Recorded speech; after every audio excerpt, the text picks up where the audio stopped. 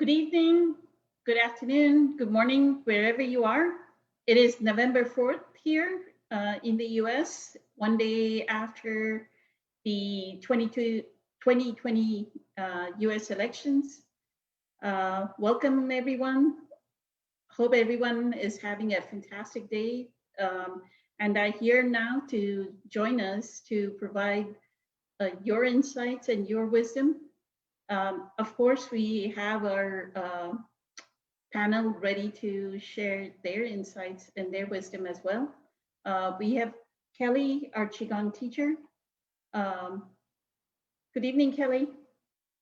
We have Caesar, who is a channel and a medium and a spiritual teacher. Good evening, Caesar. We also have Travis, who's our musician and spiritual teacher. Welcome, Travis. Thank you. And Louise, the one and only author on this panel. Good evening, Louise, to share her wisdom. And of course, Eileen, the person that keeps us all streamlined and going, does an incredible job of that. We're grateful for it. Thank you, Eileen.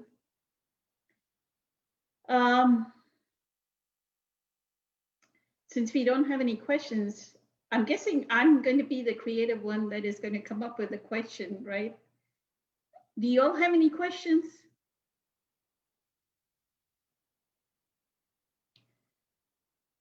Okay, since we have silence, I'll bring up a post that came up last week.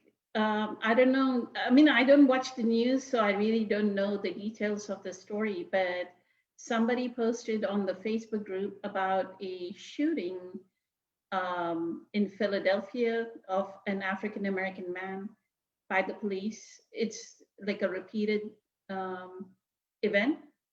And what I responded to the person, and I did not really have the time to carefully respond, give it the level of presence that it needed. I said, there is a spiritual lesson behind it. So what I want y'all to do is, considering that everybody is also anxious about the US elections this year, right, 2020, how the pandemic is going or has been handled this whole year, anxious about that. They keep saying there's going to be a second wave of the pandemic, so more anxiety. So the one thing that I took away from that post was anxiety, and then anger on top of the anxiety. So we're going to do 3 phases of this question unless somebody starts to ask questions. The 3 phases are: 1, what is the spiritual lesson that we are learning from a shooting? Louise, since you've been away from us, did you want to get started on it? And hopefully April will join us. We are missing April today. Go ahead, Louise. Thank you. Well, there's always a lesson in everything that we do. And I think it's particularly hard to see that when it's something very violent or unjust. But I do think that, when we realize, what I've found in my own journey is that things that appear to be very negative or bad ultimately are the things that have helped me to grow, because I've opened myself up and allowed for that to happen. And we don't know at the time what that could be, or and every situation is different. But what has really helped me is just having that faith and that trust that even if it appears to be very negative and hurtful and terrible, whatever, that the lesson will come to me and I'll get some insight or growth from that. Perfect. Thank you, Luis. I think it is like accept as if you have chosen it, right? That's what Eckhart would say. No matter what it is, move into a state of acceptance for it. So that is a uh, one big spiritual lesson. So I'll move through the panel, and if I don't see the answer that I may come up with, I'll speak to it. Thank you, Luis. So accept as if we had chosen it. So every person and that drama that was playing needed to accept that situation just as it is, because it is. It happened. That was reality. See reality for what it is. If you say it shouldn't be happening, then we are arguing with planetary intelligence, because planetary intelligence caused that event to happen. There's no other, it is directly source causing that incident. Now humanity has to learn what is the lesson behind it. So thank you. Thank you for that. Caesar, did you want to speak to what is the lesson? Do you see a spiritual lesson behind the shooting? I do. I'm just outside of Detroit, so this is a very frequent thing close by the house, and it's very common to see, several shootings in a day here on the news. I have since not um, partaken in any of the local news events for quite some time now, but it does come up in discussion throughout my day with, it depends on the individuals I'm with, I suppose, in that, there is frustration by many individuals. And, the advice I give is, how are we not aligning, or how are we aligning with the nature of the event, in that it creates sadness and, much anger. And I really just don't pay too much attention to it, to be honest with you. But again, I mean, there is definitely a lesson in everything when it hits close to home and it's somebody you know. Um, again, it just depends on the individuals that I'm speaking to, because to me there is no death. The energy is just transformed. So it's not something that I really grieve anymore, and I still get saddened, when there's a death of a loved one. But the acceptance comes in pretty quick, and I'm sure some people probably view me as cold because of that. But it's just I have an understanding with life and death, and I just don't feel that death is really um, what people make it out to be. So yeah, that's all I got for that one. Thank you, Caesar. Yes.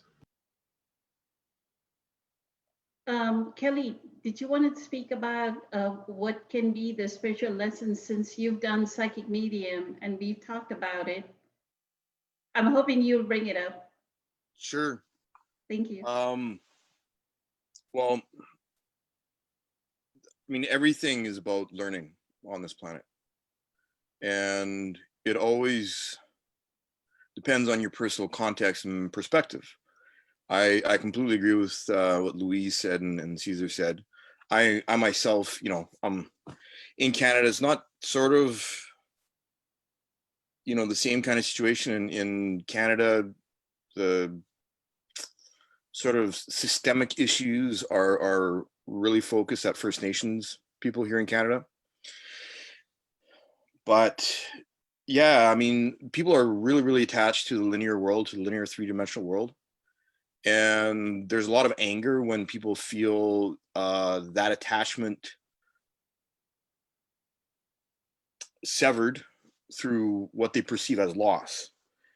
And any act of violence, regardless of which side of whichever coin it is on, the kind of anger required for the kind of violence needed to, no, I can't actually say that.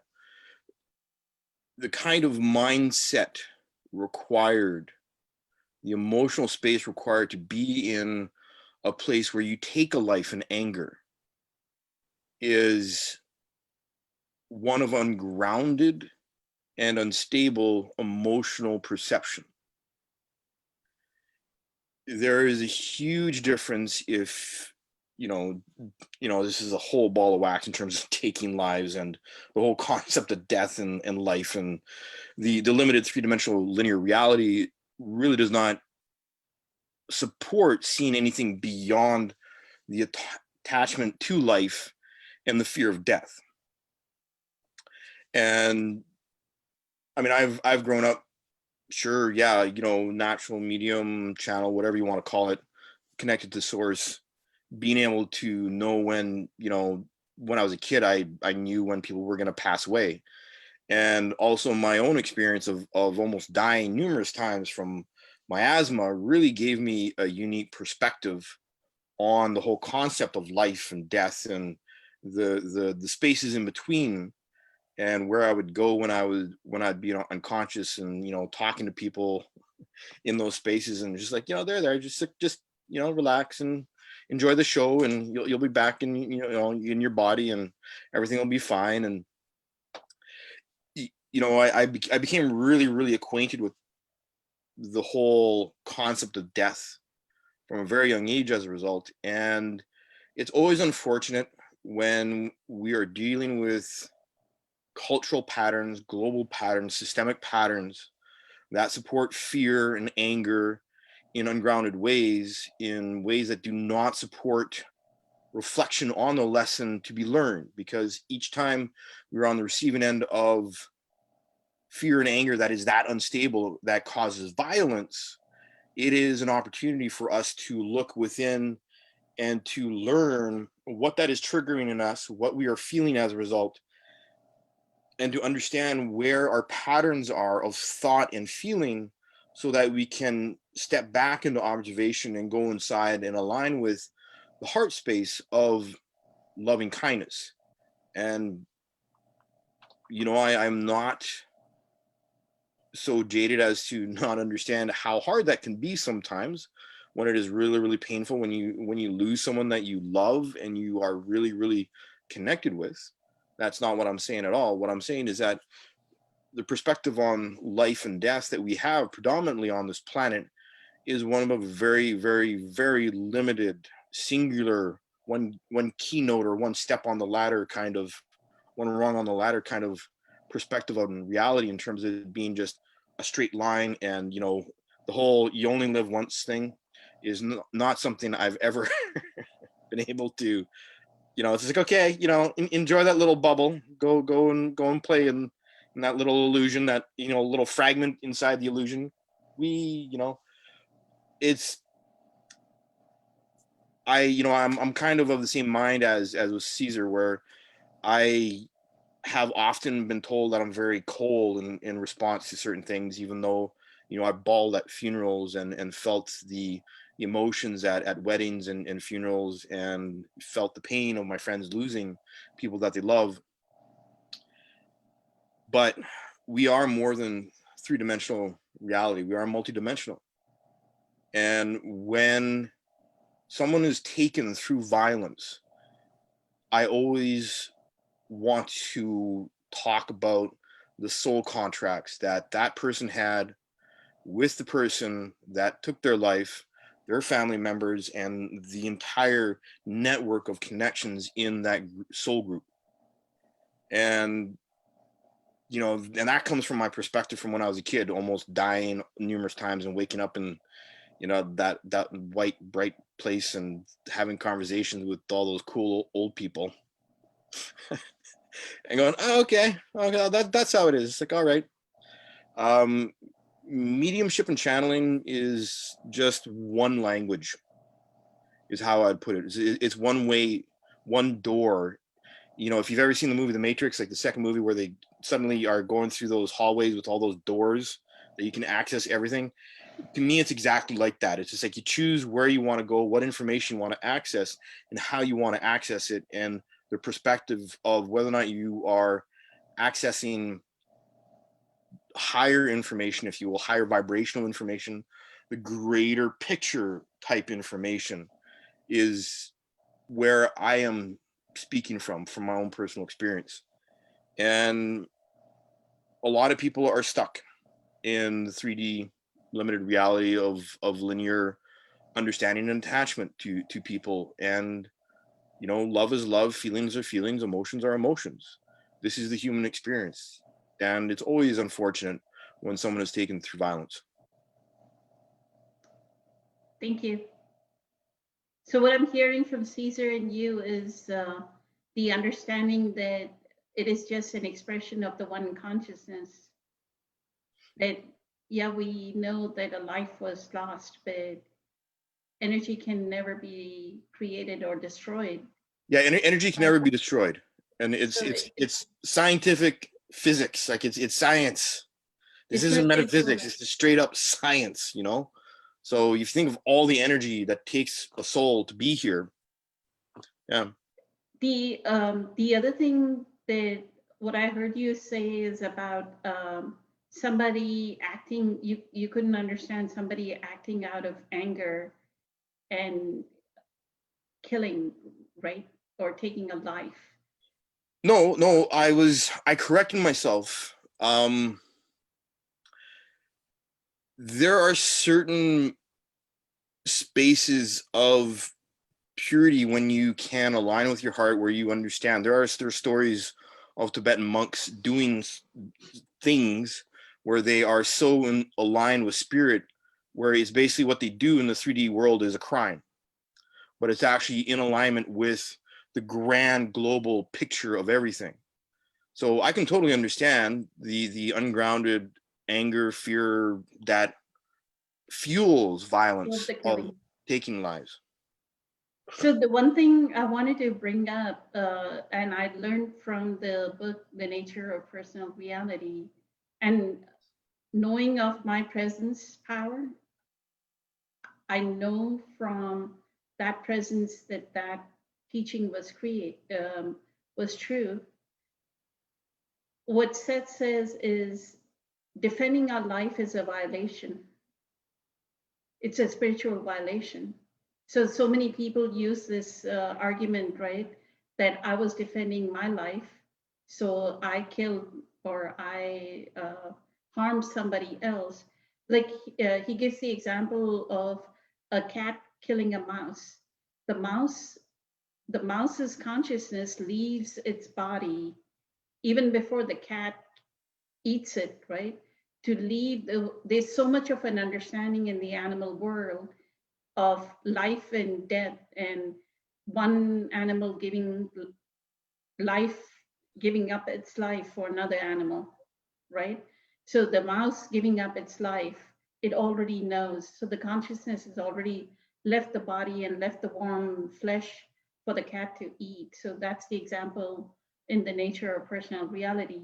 So if anybody's using the example, I'm just using your explanation to explain if somebody was thinking that they could use the argument that I'm defending myself. No, it is okay to give up your life. If you're being killed, it's okay, be defenseless, right? So it is okay. And that if he defend and end up harming somebody else, then that is a violation. That's the part that was so beautiful. So I wanted to bring that up. Thank you, Kelly. Travis, did you want to speak on what is the spiritual lesson? Mm-hmm. Sure. Thank you. Yeah. So I think one thing that is worth mention is what seems to be the case to me is something that is good, is that collectively we are becoming more aware. Collectively, we're becoming more conscious. And I think something that I think it's a very relevant and thing to bring this up, just this instance to reflect on. So I think what we're seeing is there have been down the ages amongst humans gross injustices. People being treated in from not so great to unthinkable ways. Just gross atrocity and injustice, things that you would never wish on anyone. And so what's happening, I think, is that collectively we're reaching a point together where we're going, hey, this is enough. I can't do this anymore. This can't go on anymore. You know, and so what we have, and that's a good thing. We're seeing what's been going on, and we're reaching our fill. Because what happens is when you have an aggressor and a victim and witnesses, it's traumatic for everybody. You could have, you know, pardon me, I'm going to paint a dark picture, simple but somewhat dark picture. Is, say you have a family sitting around the dinner table, and sorry, but daddy smacks mommy at the dinner table in front of son and daughter, right? It's traumatic for the children to witness. It's traumatic for the victim to experience, you know, being harmed in some way. It's traumatic for the aggressor as well. It sucks. It's painful. It creates pain. Unnecessarily so, it creates pain.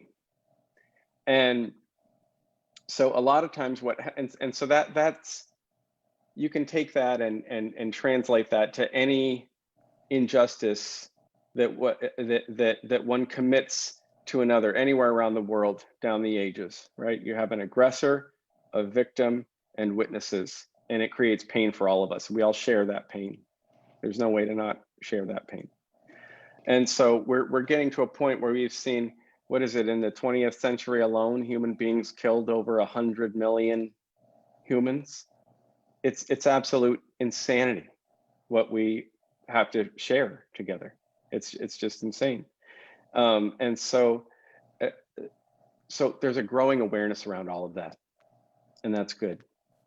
I think that it's really important when somebody has that when there's an injustice and somebody like or there's a loss, that we need to validate everybody's pain. We have to acknowledge and validate. Not that we can't say to one another, you should not be feeling this pain. I don't believe that's the road to healing and coming together as one family. We have to go, if you're hurting, I acknowledge that, I accept that, you know.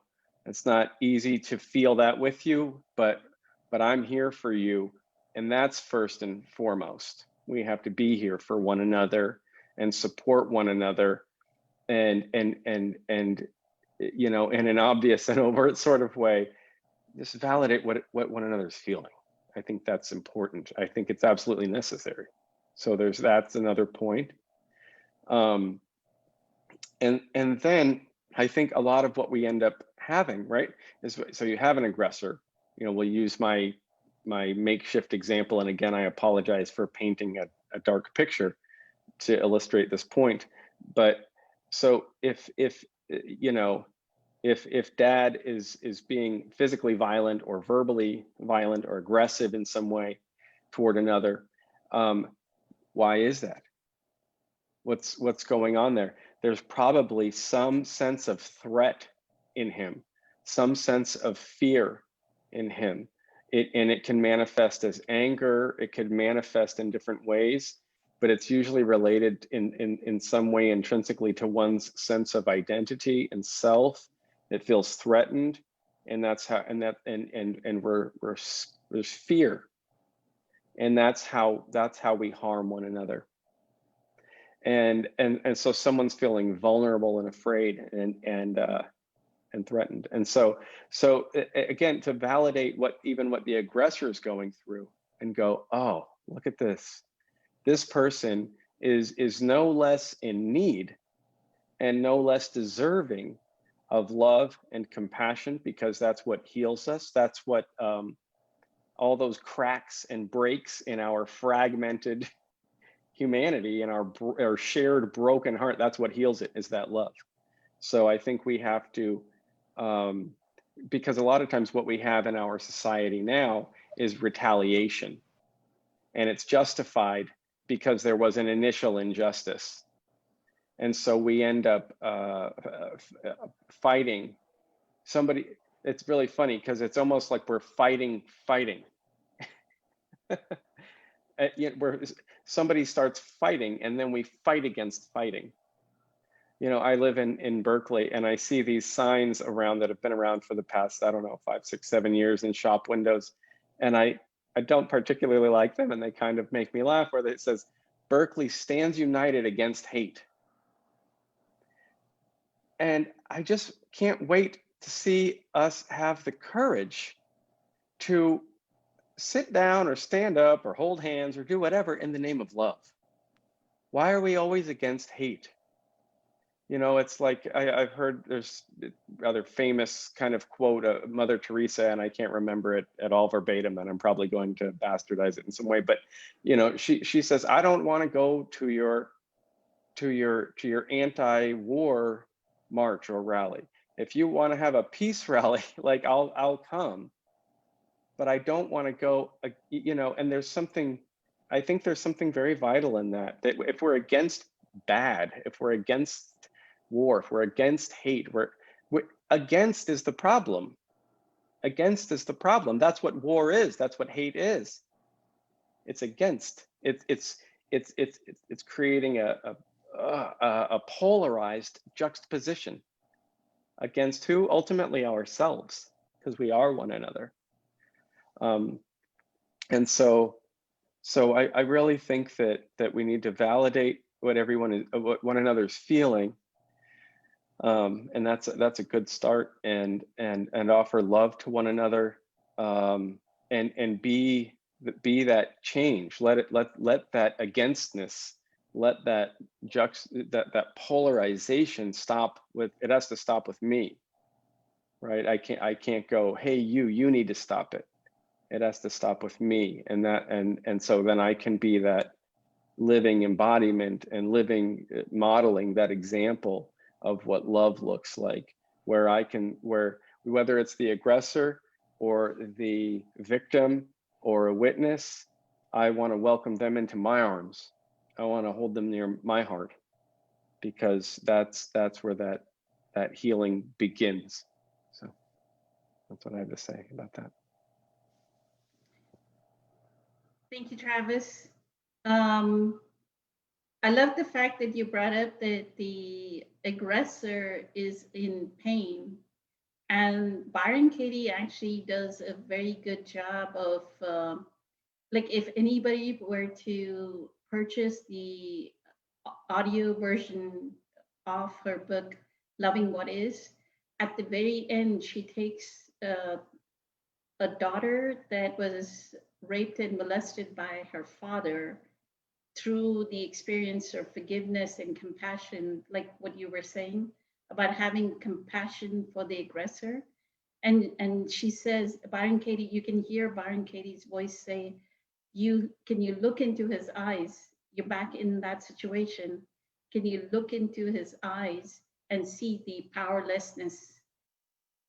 I had tears rolling down my eyes the moment she said, can you look into his eyes and see his powerlessness? The reason why the aggressor caused the aggression was because of his own inadequacy and powerlessness,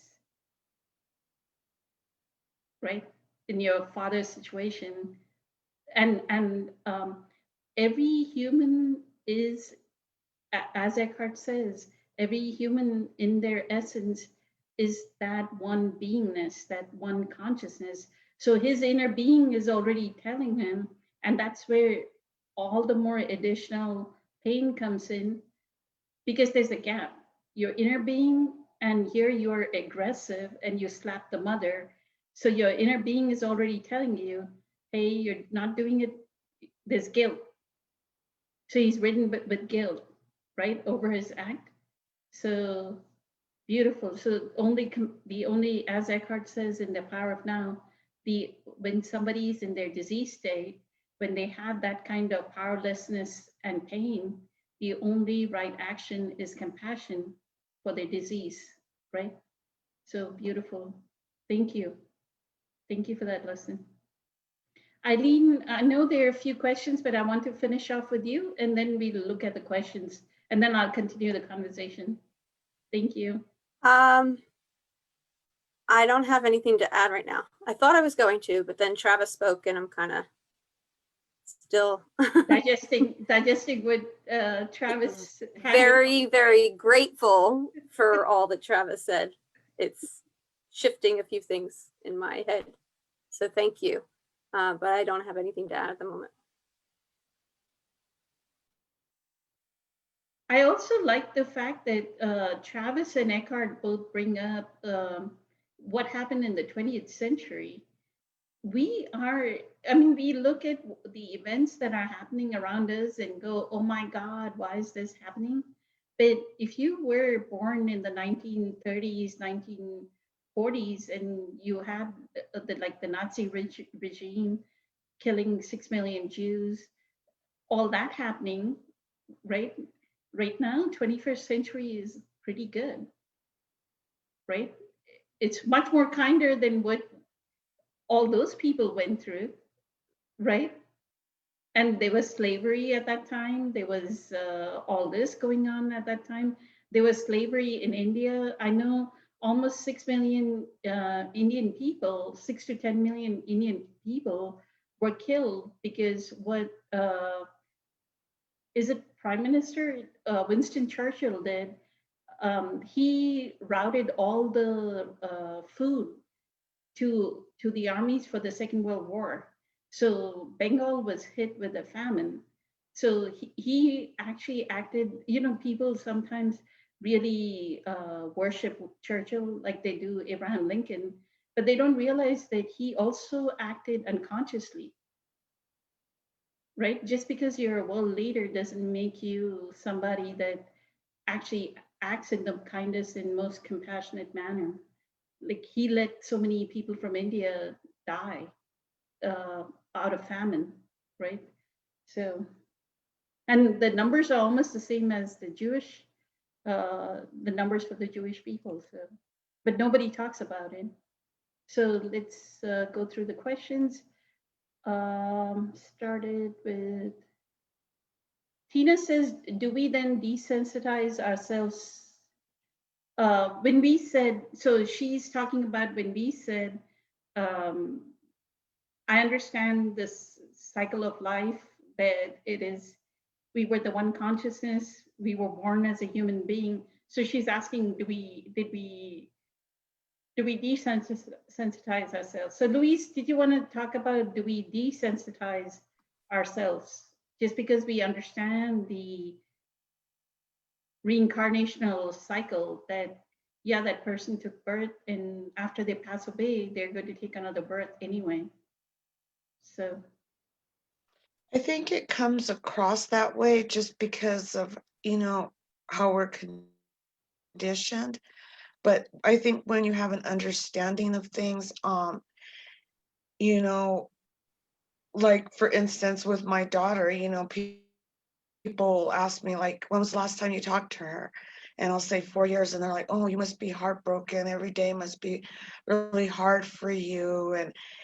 And then I feel almost like sometimes I'll feel even a little guilty because I'm like, no, because I don't feel that, but then I realize where they're coming from because that's how our world operates. We take on that victim thing role, and so then we have all these like emotions and stories and things, and so I think it is a little surprising when we're like okay with things, but it's deeper than that because I feel like the more, that as time goes on and the more practice I have, it's easier and easier to let go of things and to have an understanding and acceptance of what is.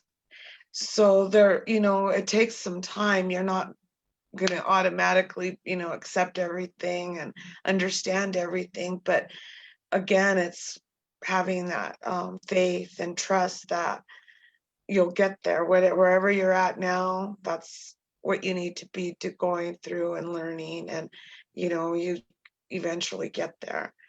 But I don't see it so much as desensitizing as much as just surrendering and accepting.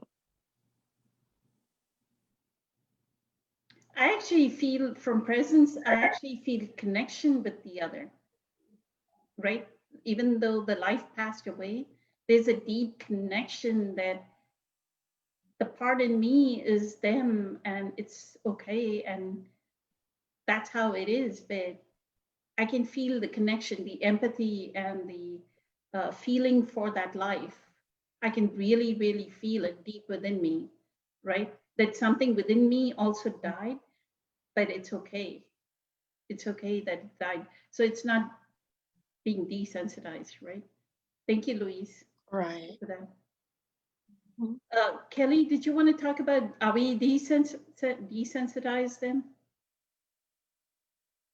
I don't think so, but I'll let you answer. Well, further down, Tina says that she understood. So, I mean, there's a lot of violence in the world that's used constantly to shape society, and on a certain superficial level, I feel that for the most part, it is being used to desensitize us to a certain extent.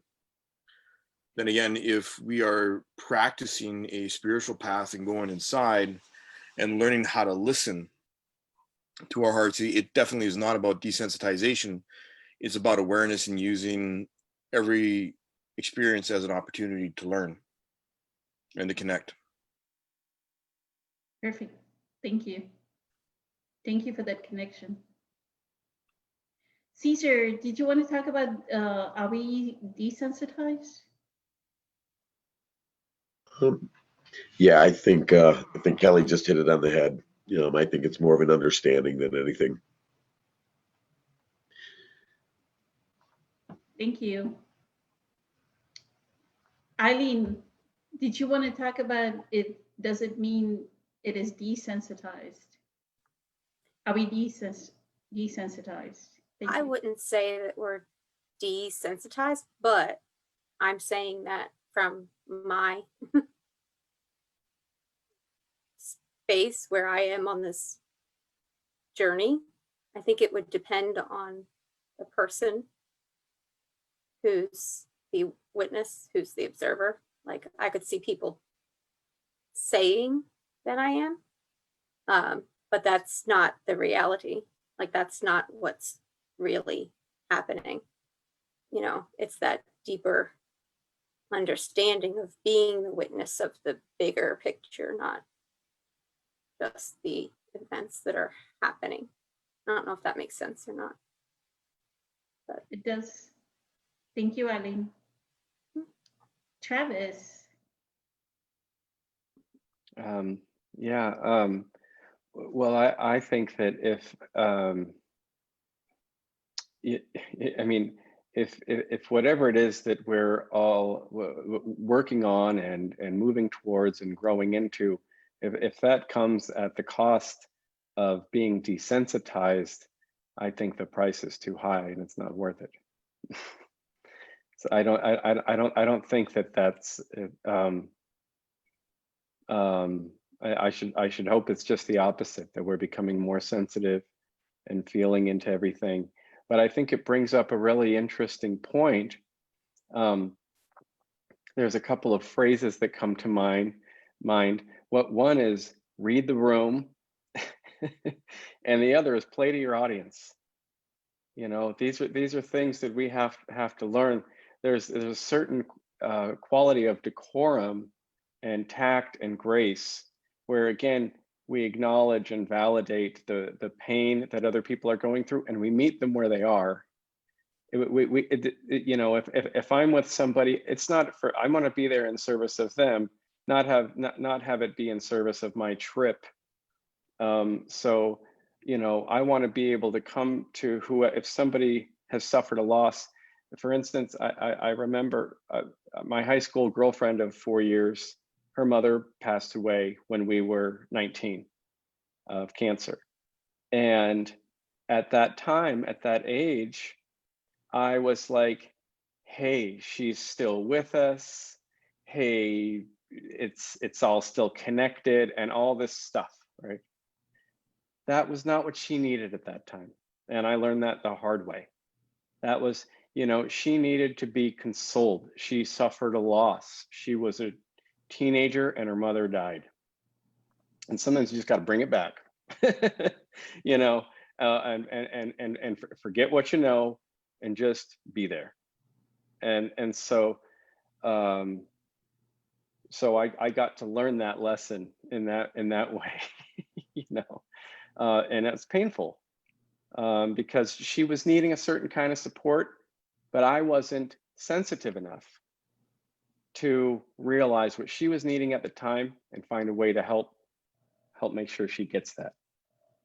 Now, when my mother died 4 years ago,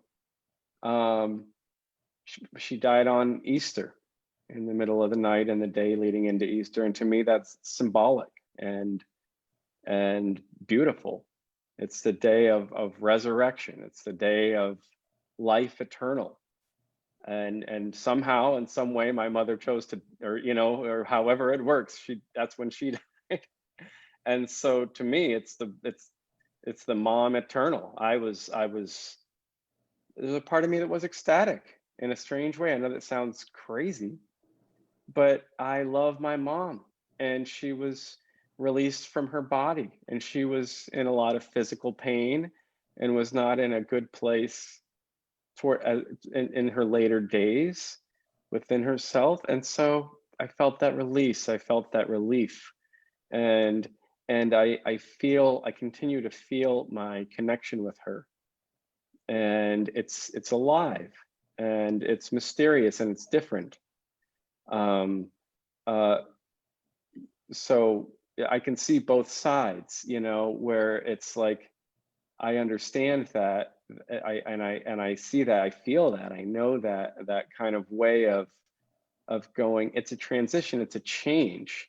It's not gone. It's just something. I mean, I can't give her a hug, you know, but she's no less in my heart and no less a part of me than she ever was. And in some ways, it's even bigger and vaster than it was before. And so, but I think that as we grow spiritually, as we grow into our deepest kind of maturity, I think I would like to think that we become better able at recognizing what people are needing in the moment, especially when they're in pain, and helping to find a way to help meet that need, and give them the support that they need. Rather, it's not really the time to change their minds and help people see things in a cosmic way. To me, that'll come, but in that moment, you know, there's another thing a friend. Oh no, I'll leave that one behind. I'll just stop there. So, thanks. So did she break up with you? Your high My school girlfriend? Yeah. You know what? Actually, I mean, we that was one of the things that after that happened, and there were other things around it that I won't get into, but it was around that time and that instance with her mother dying, that with the way that I behaved, she couldn't love me the same way after that. It was too hard for her to, you know, that created a rift. And so, short answer, yes. I blew it. So, but Human that's beings. okay. All Yeah. part of the divine plan. Yes. Perfect. Yes, definitely. Okay, there is another question. So,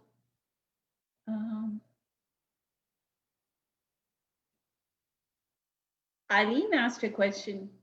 You want us to ask about Zachary's question? Sure. What time is Eileen it? post. Yeah, I think we can, because we have one more question still, but yeah, I think we can. Okay. Zachary had a question yesterday. He said, so if when I die, is it just my body and not my soul dying? Then is it possible for my soul to then enter another body, physical form? If so, I have some ideas of how I'd like to do that. It was one of those moments where I was laughing, but then at the same time, I was like, oh my gosh, I can't believe I'm having this conversation with my 11-year-old. And I said, the short answer, yes. And then I can't get into this right now. But yes, I'd enjoy hearing your answers. And Caesar, did you want to sharing. get started? Thank you, Eileen, for the question. Sure. So we lose the body. I once explained it as you are the consciousness of a vehicle. Let's say your vehicle is a BMW here in the United States, and this vehicle ceases to work anymore. And you fly to Germany, and now you're in a German sports car there. Same consciousness, different vehicle, same concept of life. The soul, people say, what happens when you die? My simple answer is nothing. We just return to the world of the unmanifested. So no form. We take on the world of form in many different ways. And some people that I've been fortunate to be around, like they always say, do you keep coming back until you get it? What is there really to get? What did we sign up to learn? Why did we come here? To grow, to expand, to learn, to love, to help each other. And they sometimes ask me, can I come back as a worm? Because I don't want to have to go through this human process again of trying to understand things, and maybe it would be much easier to get it right.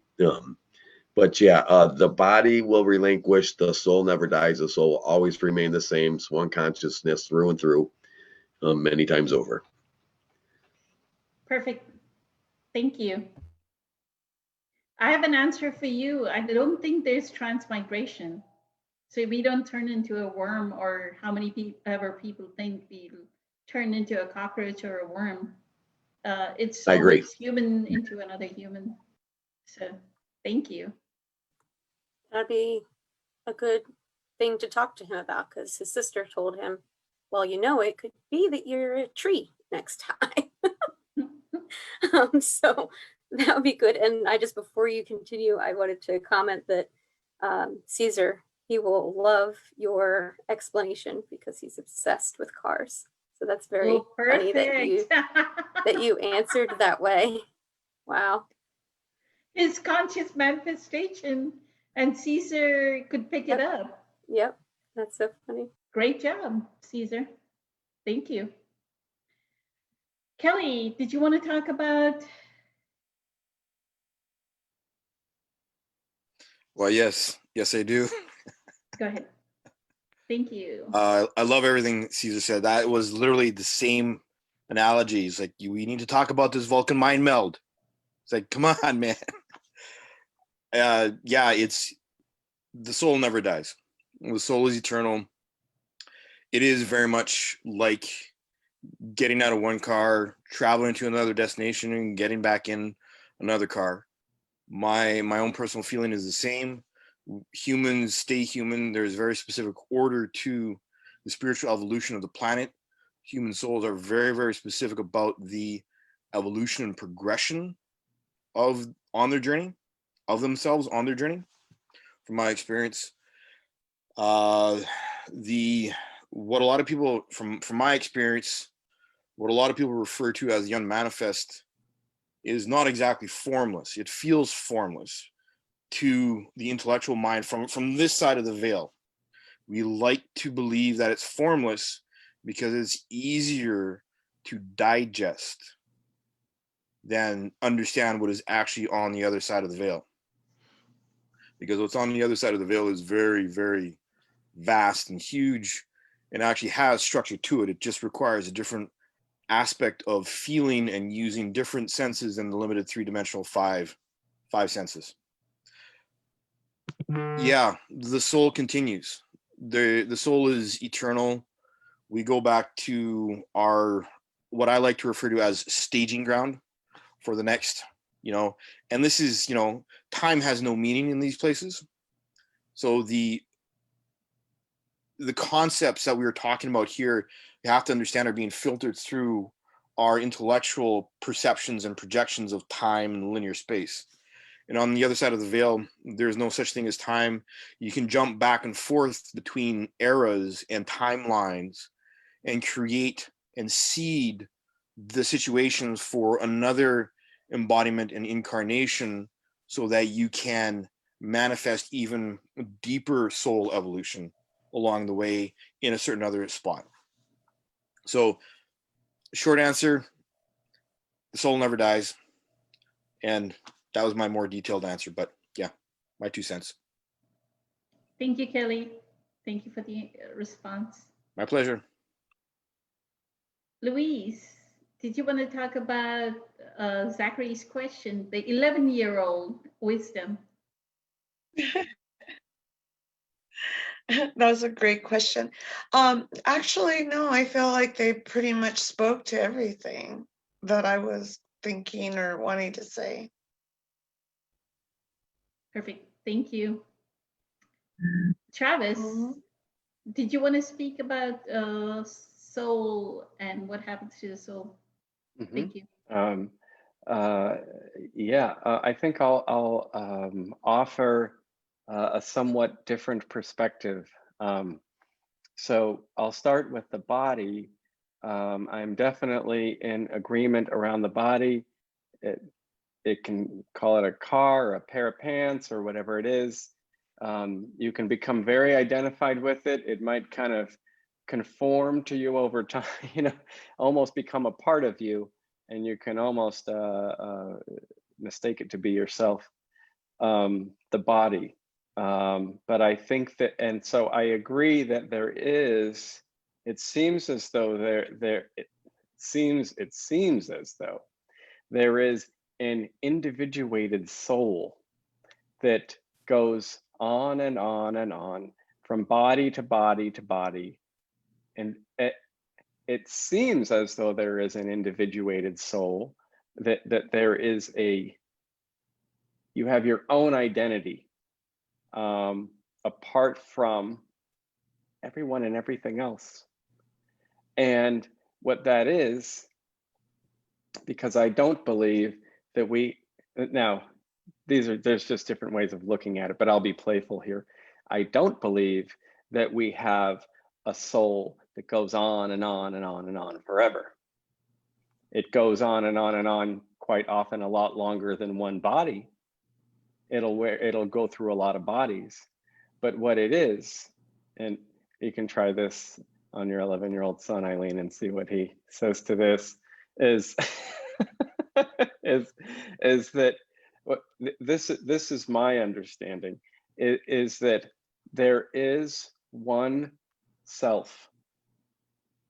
There is one consciousness. There is one intelligent, loving self, but one. And only that. There is only that. And that can, that is what sometimes when we use the word God, we're attempting to point to with that word. There is that. And so if we think we have our own existence apart from God, if we think and if we think ourselves to be limited, then we experience ourselves as that. And that's what we're all experiencing right now, is limitation. And I think that perhaps when one comes to realize the I want to use the word immutable, even though I don't know what it means, truth of who we are, that is beyond all limits and beyond all definition and beyond all understanding, and that we don't have our own existence apart from that one self. We don't have we have undifferentiated consciousness. We return to that source, that realization, that individuated soul. Actually, it's almost like a little spark of God that maybe leaves and comes back around and adds to enrichment, to the greater enrichment. And it's a mystery to me. I really don't understand how it all works, but I think that individuated soul is actually a limited. It's a journey that begins and ends, and so that individuated soul dies to returns to the one undifferentiated self, perhaps.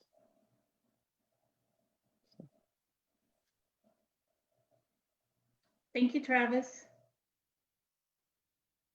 Eileen, do you want to talk about Zachary's question, or should I speak to it?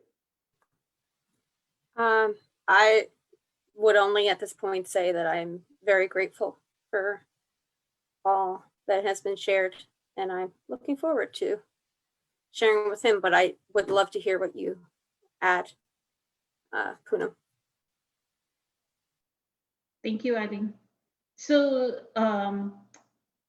everyone that has had a near-death experience, so if you listen to the couple of spiritual thought leaders that are in like Eckhart space teaching about their near-death experience, is Dr. Wayne Dyer the late Dr. Wayne Dyer used to promote Anita Moorjani, who had like stage 4 cancer or something, and then she had a near-death experience. The same thing with Dr. Eben Alexander, right? So what they say is, and this goes back to that soul contract, that the soul will, as it's leaving the body, it'll have a final review. It's going to review its life, right? And know what, and that's the part where we talked about, you look at it from the other perspective, right? He has to see from your perspective of how much pain did he cause his mother? How much pain did he cause his father, right? And then they calculate that non-physical energy will say, and this is not verbal, I'm just putting it in words, right? It almost is, it's going to go through and find what more lessons do I need to learn to get to unconditional love? Because people like Anita Moorjani and Dr. Eben Alexander have learned that there is a golden rule. The golden rule abides. It's effortless grace, right? Do unto others as you would have done unto you abides, right? How much of it have we learned? If we have not learned and we want to pass away from this body, right, and enter another body, then that requires all that development of the other extrasensory multidimensional abilities to know that I'm going to exit my body and go enter another body, which will be a womb, right? You have to know what parents are creating a seed that is ready for you to enter into that seed, enter that mother's womb. That's where you enter, right? 11-year-old wouldn't understand that. So it almost is that, but it is all dependent on what is this during his life review, what is he going to go through, right? He can do some conscious manifestation, but it will be, the more he learns unconditional love in this lifetime, right? The more he'd be able to nurture those qualities of what does he want to do in his next lifetime. by the way, Eckhart in his last video, or the second video of Be the Light course, said if he's not able to write the book on Jesus's teachings in this lifetime, he wants to take birth one more life and write that book. I was like, oh my God, that man, he is so giving because he has a way. And I think that book, I've asked on his website this question because 5 or 6 years or 7 years ago, Eckhart said that he wanted to write a book in a Q&A session on Jesus's, like reading the New Testament. What is Eckhart's interpretation of the New Testament? So I would love to see that book, but that's the complexity. And remember, he has 7 lives that he's living at this moment. So how many past lives, how many future lives? But what he does in this present life will affect both the past and the future. Okay, so let's go to Mike. Tina already said, never mind, I understand now. So at the age of 9, I was told that I was adopted. For the last 46 years, I've been forgiving, surrendering, and accepting the rejection from my birth mother. However, my pain body still sneaks up behind me and grabs my inner being. It can be triggered by things like seeing my grandchildren with their mom and dad. I lose it emotionally. Question: what pointers do you recommend? I really need to move on from this. Thank you. At the age of 9, I was told I was adopted.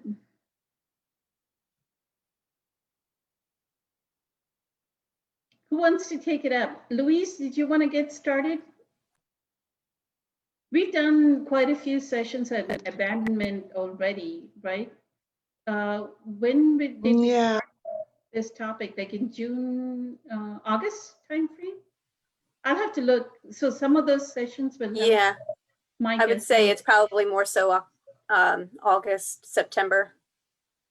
It was quite a few of them kind of in a row. Perfect. So, I think one of the things that just came to my mind is, that has popped into my head several times because I don't know how many of you know, but me and my husband adopted our 3 grandchildren. And so that has come to my mind several times, like, how are they going to feel about this? How are they going to, be affected by it? And what's the results? But again, it goes back to really knowing who you are and not being identified with all these exterior situations. And even as little as they are now, they call me and my husband mom and dad, and but they know that they're also our grandchildren and they've been adopted. But I've seen them already, growing through this as we talk about it and read a lot about it and meditate together about it. And I just think that it's a process. And again, kind of like what Travis had said earlier, is acknowledging that, and understanding that it's okay to feel sad about it or to feel, see a trigger come up, but the thing is how you react to it. But we're always going to be triggered by things, and we're always going to have these human emotions. And the thing is not to like get so down on ourselves or to expect to be perfect or to expect things to be a certain way, because we are humans. And when you feel the sadness, I think it's important to feel it and to allow it and to let it leave, and then it might come back again. But just accept that it's part of life to just go through these things. And maybe having extra support might help as well, because I do, have a lot of support, and I give the children a lot of support. So that might be another suggestion.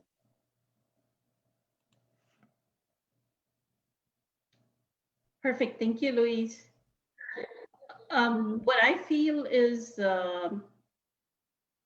even Dr. Eben Alexander was adopted. Like his father, who's the neurologist or neuroscientist, is his adopted father that made him a neurosurgeon himself. So there was goodness that came from that adoption, because he was given to a family that was so, somebody that inspired him to become a neurosurgeon, right? But he said that he also all his life lived this abandonment um, of the fact that he was given up by his biological parents. The sweetest thing that he says is when he had his near death experience, the like when his spirit was exiting, I guess everyone goes through a tunnel, and like this fields, right? Beautiful fields. And then he saw an angel, and the angel was his biological sister. He did not know it was his biological sister, because he didn't know the connection between, later on after he recovered from his near death experience, he found out it was his biological sister. So uh, it may be that the mother giving up the child. So, Mike, you have to look at that grace, that maybe the mother would have been so unconscious, right? If she would have raised the child, she would have ruined the child. So, in giving up the child, she is doing, because I've told this time and time again, being a mother myself, I can never give up my child, or that bond with me and my child is so sacred and so deep, right? So that sacrifice for a mother is the hugest sacrifice that the mother can make, to consciously say, I don't think I can handle this child at this time. I don't have the tools to raise this child. I'm going to give this child away, right? Let it be raised by somebody who knows how to raise children. So do you see the grace in that? Right? Like your daughter knowing that she cannot raise the children, she's given, entrusted them. So look at the grace in that, right? That they are in a healthy home, brought up in a healthy way. They will have an abandonment issue, I'm positive, because there is no way that the mother is not there. And that's why, I always keep saying, do you envision in your meditation the mother coming back, your daughter coming back, right? Because that will be the best repair mechanism for their abandonment, if the mother comes back, right? So, like he says, right, golden rule, unconditional love. Yeah, they may be whatever their life situation is in the past, but in this present moment, the best thing that can happen for the children is the mother and father come establish their relationship again. But if they don't, that's fine. That's their spiritual path, right? So that's what I would say is, do you see the grace in the mother actually giving up the child? Caesar, did you want to talk about it? Thank you. That was just beautiful. I mean, that really touched me. That was just beautifully put, Poonam. Thank you for that. Yeah, just healing. God, I really can't even comment on that after that one. I have to pass on that one. That's just beautiful. I mean, I just love the way that you expressed that on both sides, in allowing the healing process to happen, and to see the grace in the other side of it, instead of feeling like a victim. You can recognize the immense love of the reasoning behind the Yeah, that was beautiful. So I'm going to pass on that one, but that was absolutely beautiful and very touching. Thank you. Yes. I think, and especially if you're 46 or 50 something years old, then that generation of parents, just like Eckhart says, right, is very extremely unconscious. They themselves did not come up with love. So how are they going to give you love as a 9-year-old child, right? So the best thing the mother did was say, hey, whoever she gave you away to, here. So the forgiveness and Eckhart ends the power of now with forgiveness is to know that nothing that anybody did ever touched our radiant being, and the fact that come to the realization that there is nothing to forgive because the things happen exactly that they should have, right? So, Travis, did you want to talk about Mike's question? Yeah. Well, I guess what comes up for me is that I think in situations, with adopted kids and is one of a few kinds of situations that we can experience growing up, where I think what happens is the one in the role of the child, right? It's likely that there's a conclusion that's drawn around if they're important or not, and that can be so painful because it all ties in with your you can call it worth or importance, and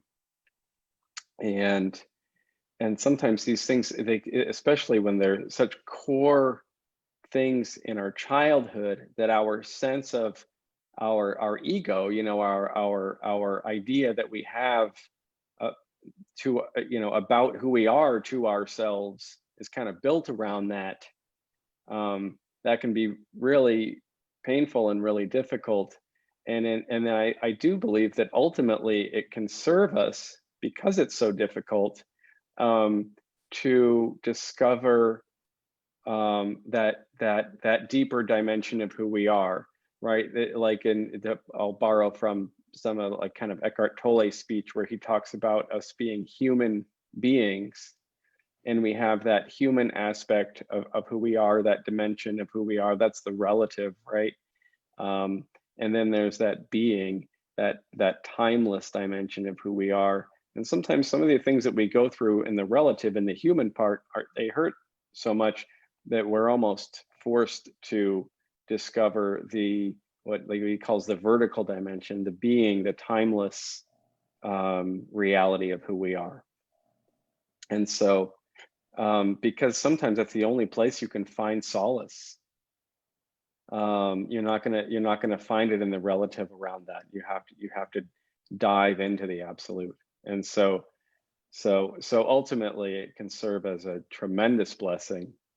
And I also really love what Eckhart Tolle says. I think it's something they pull out of the book and put in the beginning of The Power of Now. And it says, you are here to enable the divine purpose of the universe to unfold. That is how important you are. And so I think that for all of us, it might be a journey of discovering the immeasurable worth within us, that we all might share that journey. And what else was I going to say about it? Spacing out. But let's see. Well, I'll leave it at that. If it comes to me in the next couple of seconds, I might try to chime back in. But there was another thing there, but it kind of escaped me. So Thank you. uh-huh. I like you're here to enable the divine purpose to unfold, right? That's how important you are. So, Mike, know of your importance, that you're here to understand the divine purpose, that your mother had the soul contract that she would provide you, offer you that spiritual lesson of abandoning you. And after the abandonment, can you now have that unconditional love that arises out of presence? As Byron Katie says, right? Mother yourself or father yourself. That's Mhm. what the mother or father is teaching us. Yeah. And the mother yourself or father yourself is the presence power, because we are unconditional love. In our essence, we are. That's what Travis is saying. In our essence, we are that unconditional love that we are asking this mother to give, but then we are blaming the mother. You abandoned me, right? You threw me away. Now I'm going to make that story and repeat that story over and over again of unforgiveness towards the mother. I hate you, mother, right? But the mother did the most loving thing that she could ever have done. So thank you. Kelly, did you want to talk about anything more on the topic of Sure. being adopted? I agree with everything that's been said. I believe the concept of this being, I mean, I feel that what Travis said about the divine journey is really, really important to kind of focus on for Mike, because if he's being triggered, I'm going to go into the mechanics of the energy of this type of trigger. If he's being triggered just by, watching his kids, grandchildren, well, that's Maria's stuff. Yeah. If he's being triggered this way, then his monkey mind defense mechanisms are still poking him to feel the abandonment.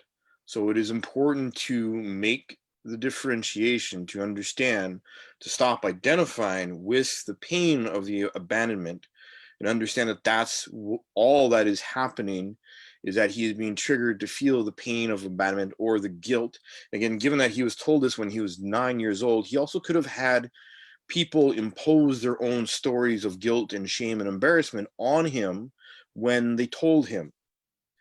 So it's really important to look at the story of around this pain that he's carrying, and to look at the triggers, the times, when he gets triggered, to feel all of this, and to step back into observation, and to remind himself, and literally, this is about my soul journey. This is about understanding how to love myself, understanding how to love the gift that my mother and my adoptive parents have actually given me, and to not be triggered to feel the pain, but to step back and observe the pain, and to learn and to feel the gift of awareness that the pain is actually giving me.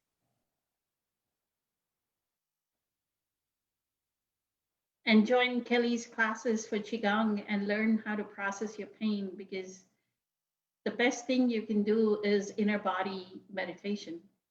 And Yep. Qigong is beautiful, beautiful, deep into your tissue, kind of get into your inner body through All the way into your bones. beautiful, beautiful expression. So I would say message Kelly on the side if you can join on Zoom and take a few Qigong classes. I still have 10 free spots for people from the group. So I've lots of opportunity for people to come and just, just tell them, yes, Caesar, it'd be great to have you in class, man. And you can take else, repeated classes, because 10 Yep. spots meaning you can take 2 or 3 spots, right? Sure. Yeah. If people want to do it a couple times, absolutely. Absolutely.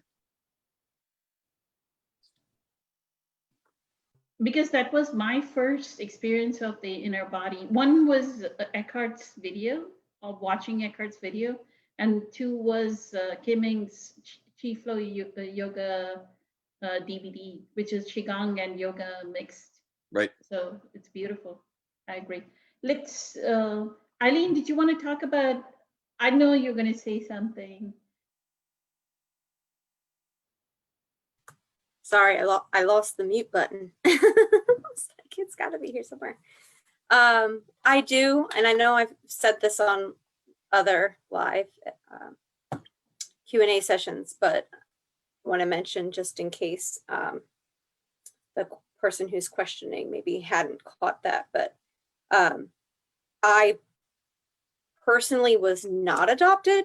However, kind of a similar experience at a younger age, but so I was given up by my biological mother at about 4 years old. I believe it was around 4 years old.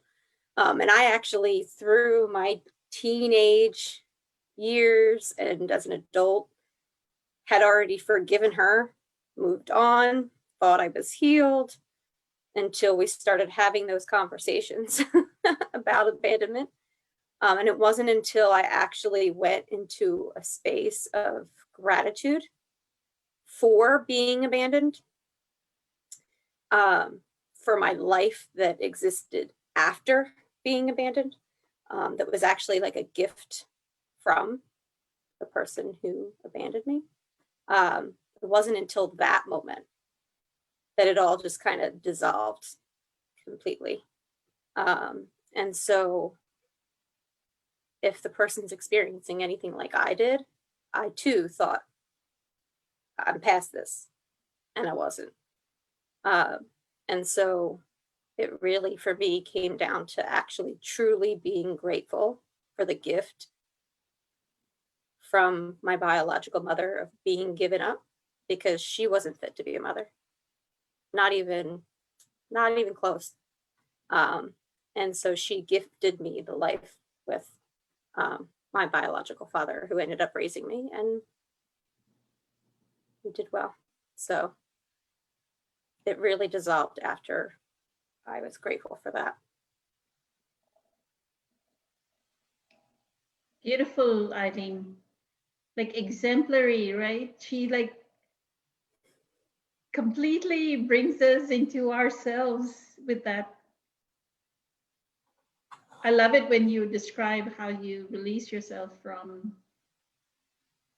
Yeah, gratitude does a lot for me, and it's done a lot for. I brought this up in other videos, but even that moment of letting that go officially, because before apparently I was just saying I was just let go, has even like changed my children in these last couple, months or weeks since that happened. Totally different. My son is still giving me hugs at night daily, and that's literally never happened, and it still happens like nightly since that next day. And so it really is powerful. He was your greatest spiritual teacher in saying, you think you're a good mother, you think your mother was needed to be a good mother, now let me show you how you can mother this difficult child, right? It's like what goes around comes around. And we don't have that here anymore. So beautiful. Very thankful. Perfect. They couldn't be a better example. The other part that Kelly pointed at, or the pointer that was offered, was guilt, right? One of the things that this book, in the book, The Nature of Personal Reality, Seth talks about is natural guilt and unnatural guilt, right? And this guilt, like Louise, you may feel, you have the book, right? Beautiful. Louise could feel guilty, like you were saying, right? Guilty about taking care of your grandkids, and the mother is not in the picture, right? That guilt is unnatural guilt.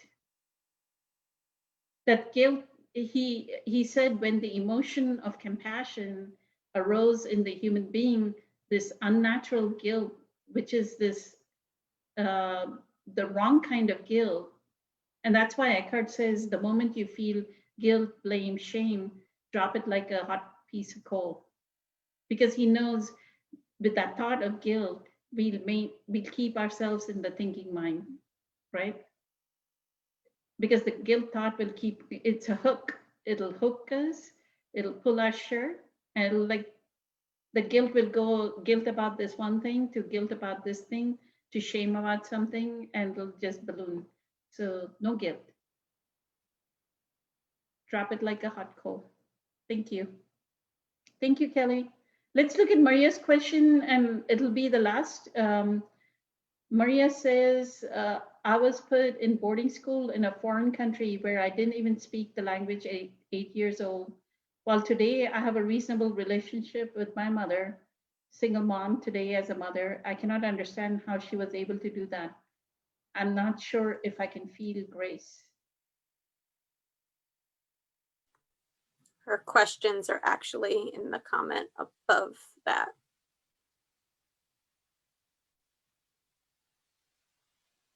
Okay, I will. So we kind of answered the boarding school question because Mike and Maria had almost the same question, right? So I'm going to ignore responding to that. We'll go up higher. Here she says, hi, happy to run into this. My question is around abundance and how I can best connect with my higher self and all that resides and is available to me. I would also love some insight into how I can stay connected with presence and what resides inside. I sometimes find myself very connected to my intuition, my soul, and then it vanishes and I'm back to zombie life. It confuses me. How can I get so close and then feel so far? Okay. Kelly, you want to get started on this one? Thank you. Sure. Let's see. The stepping in and out of alignment is a natural process in learning how to feel that space in our heart and how to feel that connection with ourselves. And it's a process and it's an evolution and it can take time. So this is a natural order of things when we are learning how to tie our shoelaces, how to ride that bike, how to swim, how to carve that little wooden duck or that walking stick or whatever you want to, you know, whatever metaphor you want to use. And I'm the same way. There are days when I am very, very connected and I go outside and the trees and the grass and even the snowflakes can, you know, be singing for me. And it's just like, okay, universe. It's like, and, you know, other days when it's, you know, I'm so busy dealing with, you know, the mundane existence of life that all that is sort of like humming in the background and sort of like on mute, or like, you know, the TV playing on in the background on mute kind of thing while I'm dealing with everyday life. And that's, to me, normal back and forth. There is a difference I find with being connected to one's soul and heart space versus the space where we believe that we are connected with our heart space and soul, but it's a suppression, and where it's quiet and still, and we tell ourselves that that's connection when it's our mental and our emotional self-defense mechanisms that are keeping everything quiet. So it's really important to have a practice, and for me it's all about the physical practice. It's all about being physically present, being physically aware of the body, and listening to the differences. When, for me, it's like, regardless of where my thoughts are or my feelings are, I can always tell where my body is at, where the energy of my body is at, where the connection to my body, my physical immediate present moment is at all times.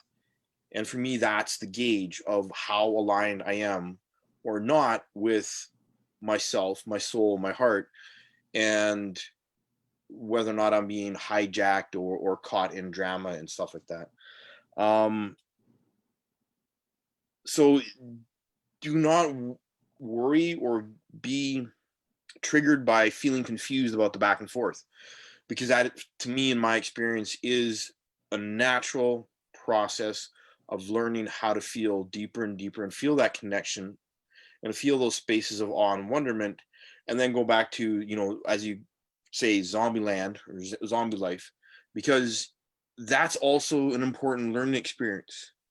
Because understanding that, you know, sort of that disconnect and feeling that disconnect is also really important to learn what that feels like, so that you can consciously choose when you feel that disconnect starting to happen. You can consciously choose to bring yourself back inside and to reconnect and to stay more and more connected over time. My 2 cents.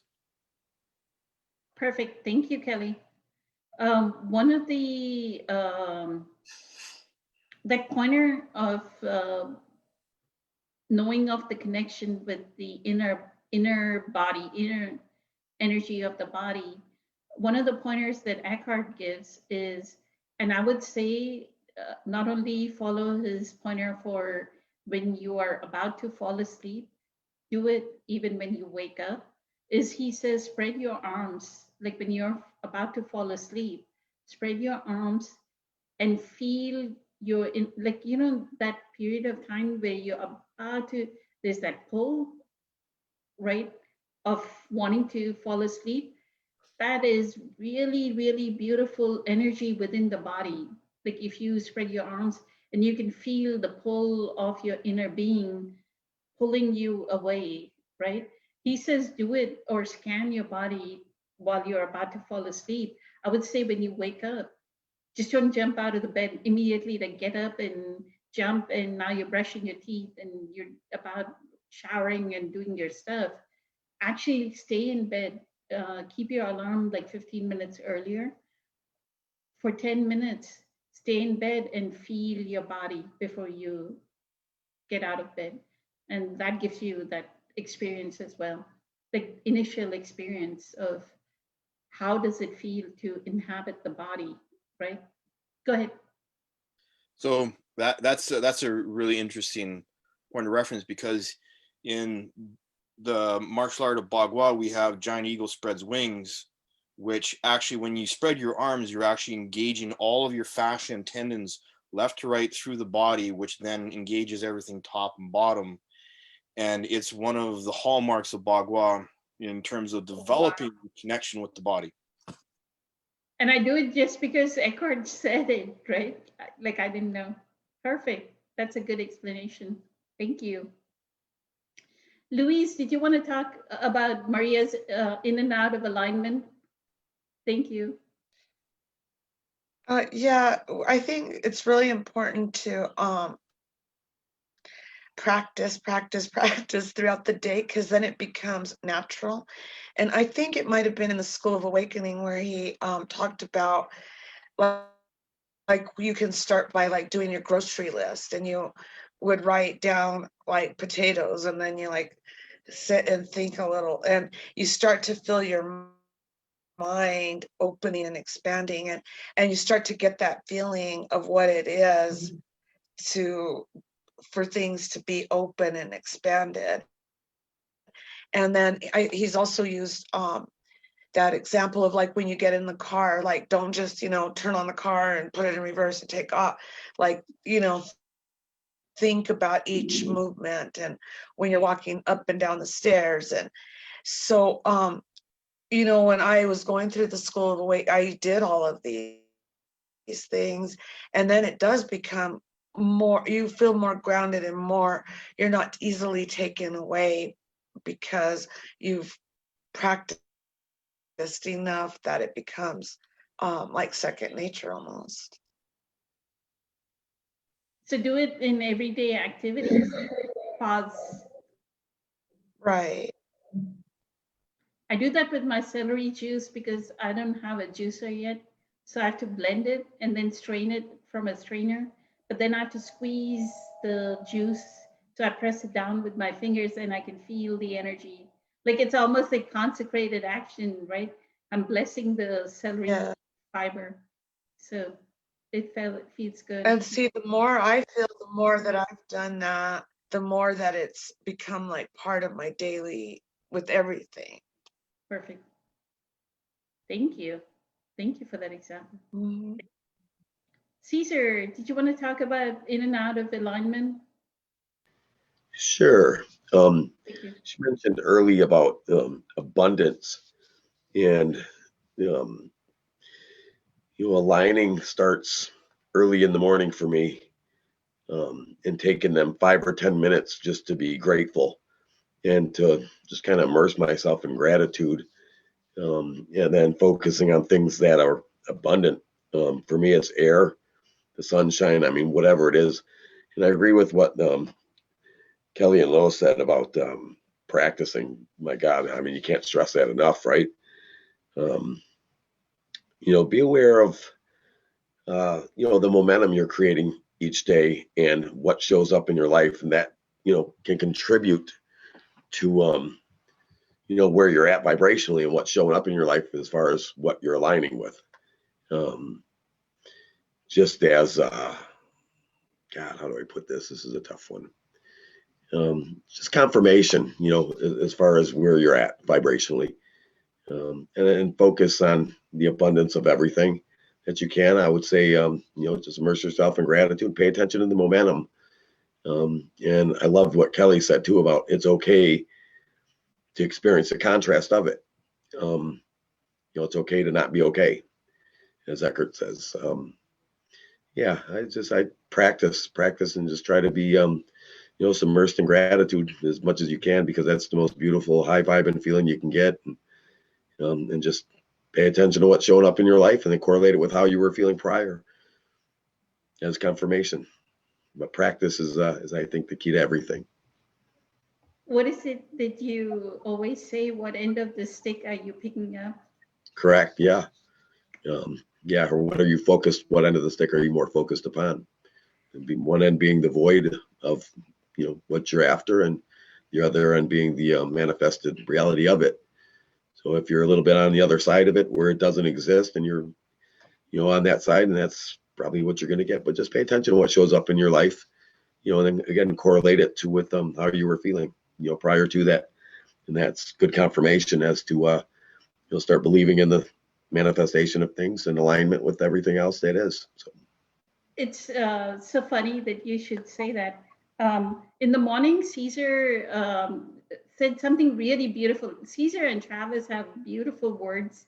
Anytime they are messaging me or saying something, they like return, like what outflow comes back as inflow from Travis and Caesar, because exactly how I say many blessings or something, Caesar and Travis would say something like, oh, this is so beautiful, or whatever, amazing, and all those words, right? So Caesar said good morning, and he said a bunch of stuff, right? And I said, yes, it's going to be a good morning. It's going to be a magnificent day. So I'm reaffirming back that it is going to be a magnificent day, right? So where did we start? Early in the morning at 5 o'clock or 6 o'clock in the morning. It became a magnificent day. So that's how what Caesar is saying is you already, what is segment intending, right? You intend your segment that it's going to be a magnificent day, and it turns out it unfolds like as a magnificent day. The moment you start to pick the wrong end of the stick and say, I'm not abundant, that thought will manifest the not abundant, right? Thank you. That's what Thank you, Susan. Thank you. Travis, did you want to wrap up, and then Eileen has to speak on Maria's question? Sure. Thank you. Yeah, well, I'll start by, it's just it feels so good to feel everyone's energy behind all these comments, and the kind of shared love and support there. And I just love what everybody's adding. So it's just, I'm just very grateful to be a part of all of this, and to hear what everyone has to say. It's also complimentary. And so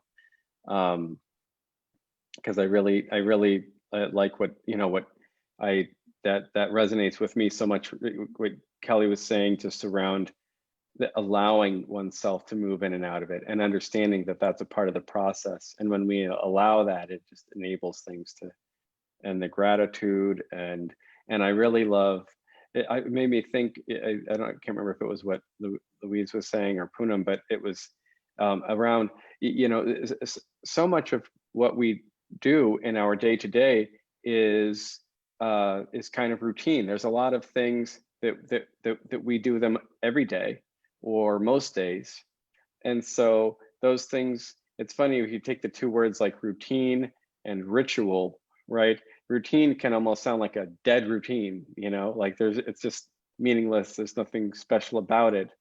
But we can turn all of our routines into rituals where we you know, like, I mean, I've heard Eckhart told life Eckhart, just like squeezing the tube out on the toothpaste and, you know, brushing your teeth and all these things. It makes me think about this sacred, and I don't know if this is a Zen thing or the Japanese thing, but the kind of tea ritual has always spoken to me so much, where, you know, you boil the water, you wait patiently, you hear the kettle boil, you pour the water, you can see and feel the steam and smell the tea leaves as the hot water hits it. You know, you can graciously share it with a friend and pour your friend's tea first and give that, you know. So there's all of this, you're just making tea, but there can be so much magic in it and so much ritual in it. And so what could be perceived as almost meaningless or mundane becomes filled with endowed with so much meaning, and magic. And I think that leads into the first question around how to best connect with the higher self, and that question around abundance, which can manifest in all sorts of ways. But I think that, you know, through our practices, all varied and unique to us each, that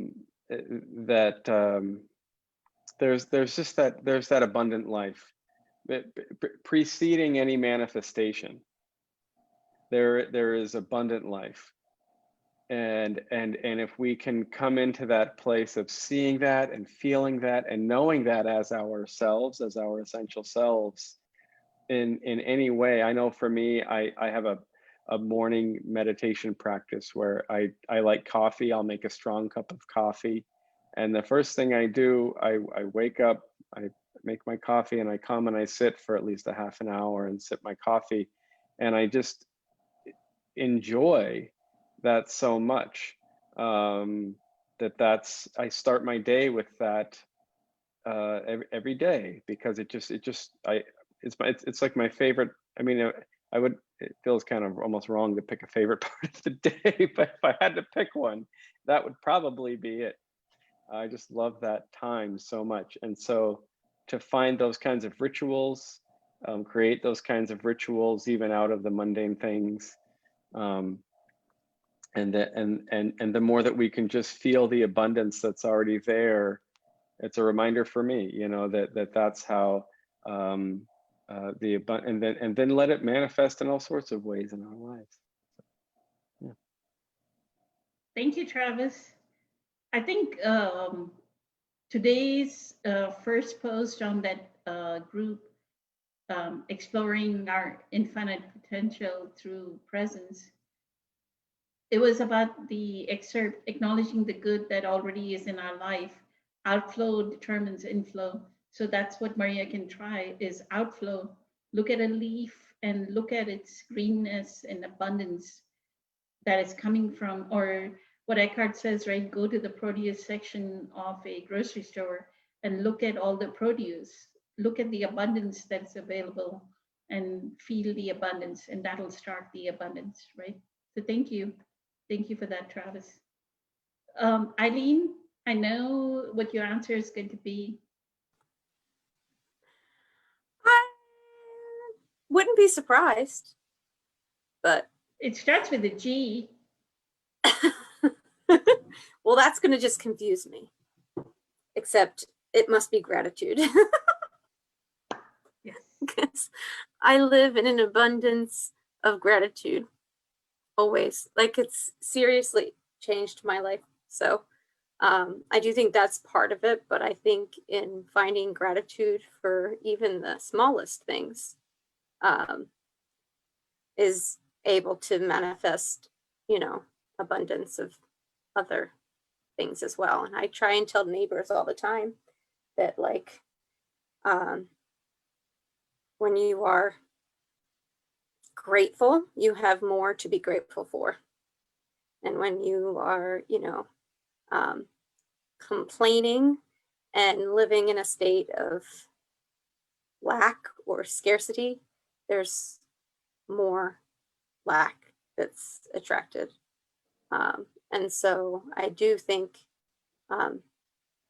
what she happens to be asking about, of getting into that state, I feel like there's some judgment in there of, possibly, like, because I've done the exact same thing when she said, I don't understand like why it is that, I get to that point again where how can I be so close and then seem so far.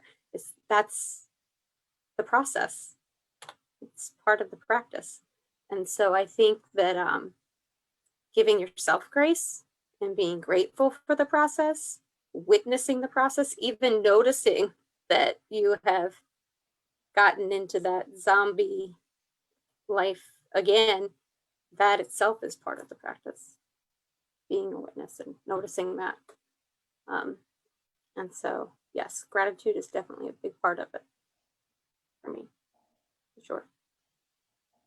Beautiful. I couldn't say anything more than that was like a perfect wrap up to this evening, right?